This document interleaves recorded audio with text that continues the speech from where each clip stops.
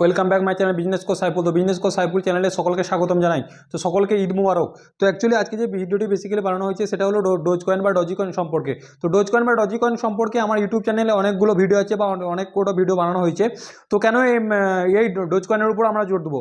তো dose coin যতগুলো crypto currency আছে তার মধ্যে সব থেকে প্রফিটেবল যদি কয়েন হয়ে থাকে, মানে মানে যদি 4-5টা কয়েনের মধ্যে আমরা যদি ডজি কয়েনকে বেছে নিতে পারি, তো ডজি কয়েনের ফিউচারটা কিন্তু খুবই মানে একটা ব্রাইট ফিউচার রয়েছে।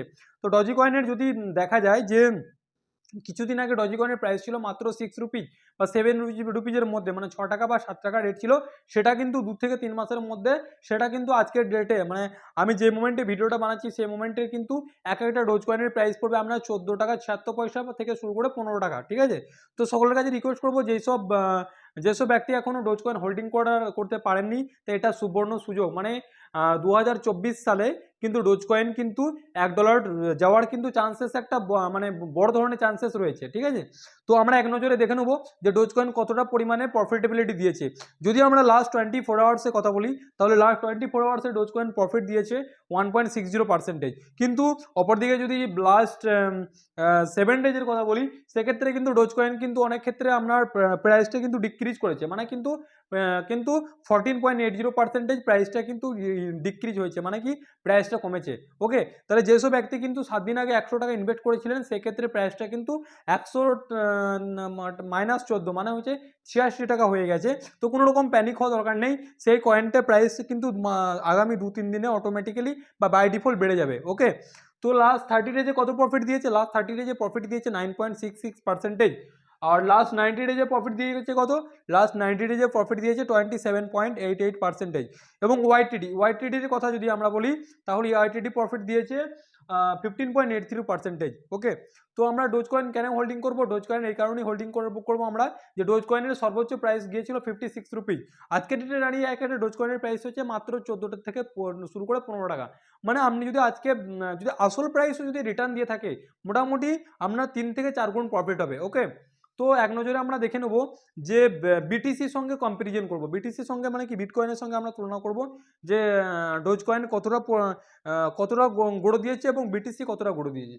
যদি আমরা লাস্ট 90 ডেজের কথা বলি, ডোজ কয়েনের প্রাইস চেঞ্জ হয়েছে 89.94%।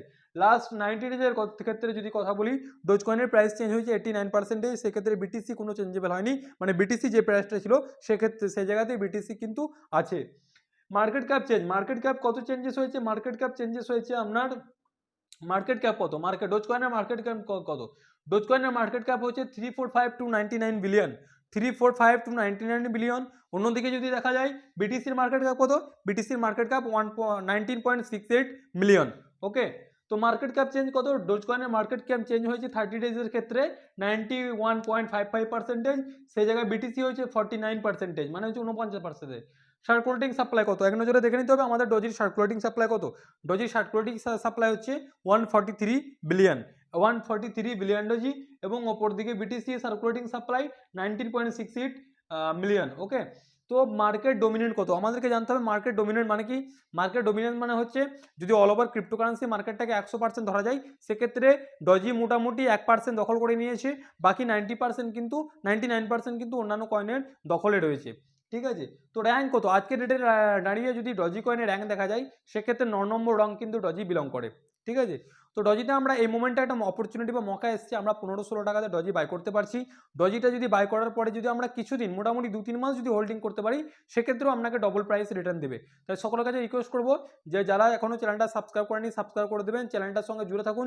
ডজি কয়েন বা যে কোনো ক্রিপ্টোকারেন্সি সম্পর্কে যদি কোনো রকম কোশ্চেন আপনাদের মানে জানতে ইচ্ছা করে বা জানার আগ্রহ থাকে, কমেন্ট সেকশনে বলবেন এবং আমি যতটা পারবো আপনাদেরকে উত্তর দেওয়ার চেষ্টা করবো। জয় হিন্দ।